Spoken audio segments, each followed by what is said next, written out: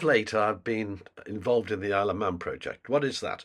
Well, some concerned residents in the Isle of Man invited me over there to help expose a situation which is quite absurd to do with their net zero policy. And there'll be a number of things happening on that because I think I've been able to expose up to 300% error in the amount of electricity they can get from their proposed wind farm and how totally misleading all their propaganda is. In doing that, I held a public meeting where probably about 150 people came, and I went through for 3.5 hours the entire balanced science, as well as certain things specific to the Isle of Man. And after that meeting, there was an interview with Manx Radio. This is just a voice-only podcast, which I'm about to play. I have never experienced anything like it because the questions were so loaded and so distorted and so lacking in understanding that it's amazing. Anyway, on top of that, I'll be following this up with Paul Burgess against the Green Party. So on the Manx Radio again, but with video this time as well. I was meant to have an hour's debate with the Green Party leader, and I'll be following that up with a video now to explain that. But for the moment, listen to this podcast and how incredibly lacking in knowledge and understanding the interviewer was. Hello and welcome along to another episode of Manx Radio's newscast. Now, a public meeting was held last night which saw a hefty turnout, with residents eager to hear the views of Paul Burgess, who was presenting what he describes as an alternative to net zero. Mr. Burgess also describes himself as a climatologist who spent his career looking at the extremes of weather. He claims the Isle of Man's attempts to reach net zero and tackle climate change is rubbish. I sat down with him when the meeting drew to a close. Let's start by just asking, why are you on the Isle of Man? What brought you here? Well, it's very difficult to move the pendulum that's against me. And I live in a country of 60-odd million people. And we tried doing Leeds area, and then what happened was the Isle of Man came up, and people said to me, can you come and help us? And I thought about it, because it's quite a lot of time and work, because I made 3 or 4 videos before I even got here for the Isle of Man.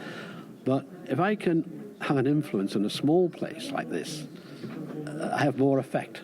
Let's talk about the badge that you were wearing earlier, which says, I heart CO2. Yeah. Would you call yourself a climate denier?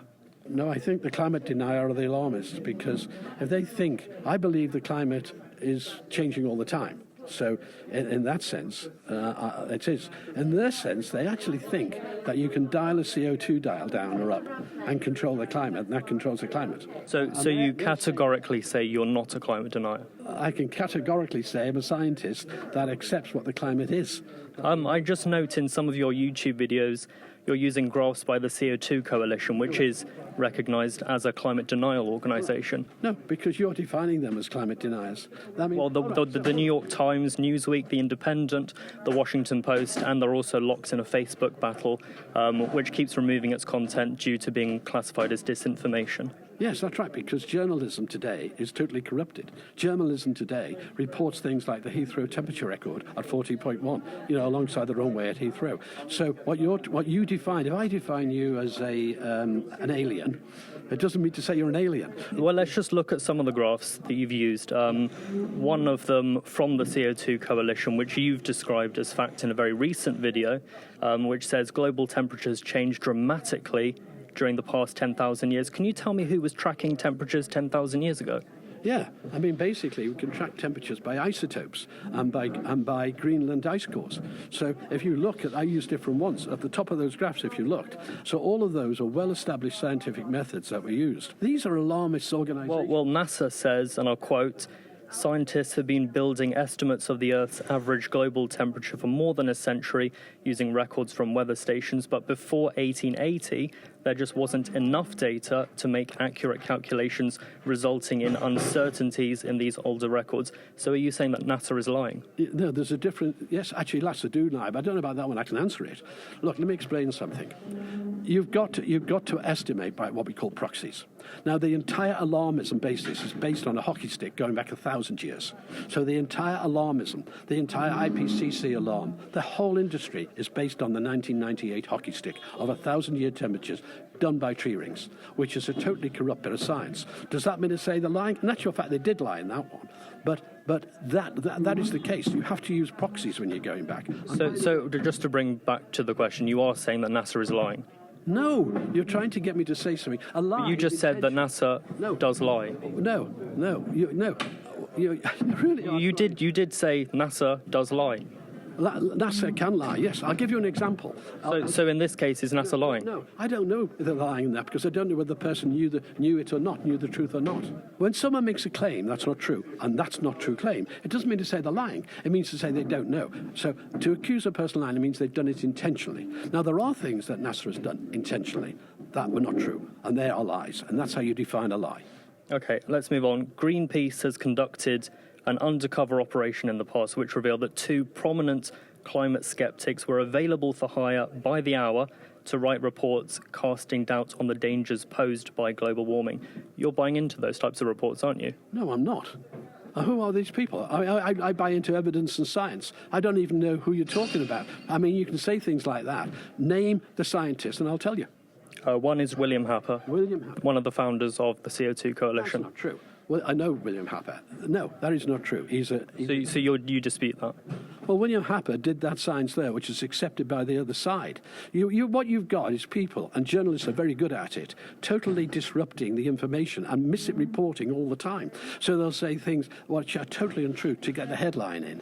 So William Happer is a man of integrity, and he was the advisor to 3 American presidents. He's the one responsible for the work tonight I showed on CO2, and that work is agreed by the alarmists. Let's just come to that. Happer is reported to have been appointed by Trump to counter evidence linking CO2 emissions to global warming. Not true. He was appointed by Trump, and he didn't like Trump, actually, so he resigned. But he resigned because White House officials became skeptical of his plan would harm Trump's re-election. No. Now, let me explain something. William Happer is advised to advise on science with Trump. That's it, science. Right. William Happer knows the truth about CO2 because he's done the work. Now, the William Happer work is agreed by the other side, which I explained tonight. So what are you getting at here? He's done scientific work, agreed with observation by satellite. So you can't argue with it. It's been agreed by satellite. The other side accepted. All we disagree on between the two sides is the feedback, which we discussed tonight. That's all we have. What you're trying to do is... William Happer is listed as a founder of CO2 Coalition, which we've covered is a climate denial organisation. You're talking absolute nonsense. This is totally illogical. Let me explain something. I can call you a Martian. Does that mean to say you're a Martian? No. So you use this word. You see, this is not scientific, what you're doing.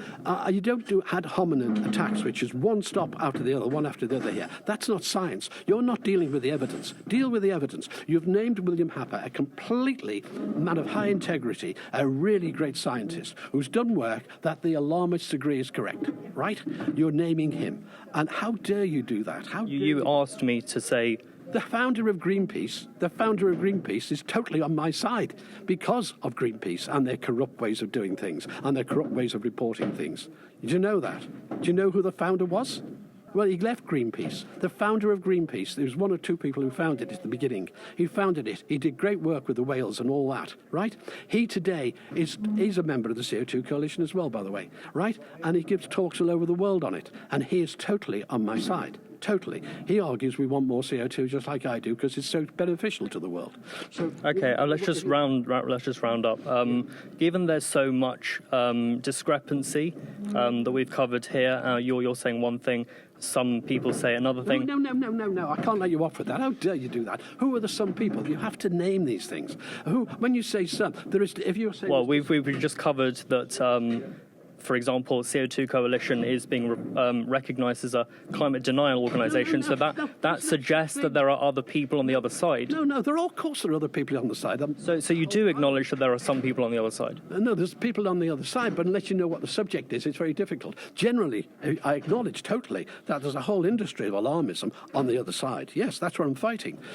But what you're doing is pure personal attacks. What you're doing is so unscientific, so unfair, and so unreasonable. It's beyond belief. I hope you don't edit this, that's all. I just want every word repeated. Okay, so now that you have acknowledged that there are people on the other side... Of course, I stood up tonight all time saying that people on the other side. Okay, so why should anyone from the Isle of Man trust anything you're saying? Because I've got the science. I've shown them the science. That's why. Because the science is there, which they can check against the sources. That's why. Because I've used NASA, I've used NOAA, I've used NASA, and I've used IPCC. Why should you claim? I'll give you an example. Are there any more floods in the world caused by mankind? Are there? IPCC said there's not in their latest report. Are there any more droughts in the world caused by mankind? IPCC say there's not. Do you believe IPCC? Are they some sort of alarmists? Are they deniers? You said earlier that IPCC is a intergovernmental organisation, so it's political. Yes, it is. You're right. But it's trusted by the alarmist side, totally, right? I'm asking you a direct question, but you're cheating. You won't answer it. This is an interview, not a debate. I'm the one asking the questions. No, you're asking the questions, but then you're asking very smeared, incorrect questions. The fact is that the alarmists say, and spread alarm based on floods, all this frequency of this and that and the other. Forest fires, for example. The IPCC say that, right?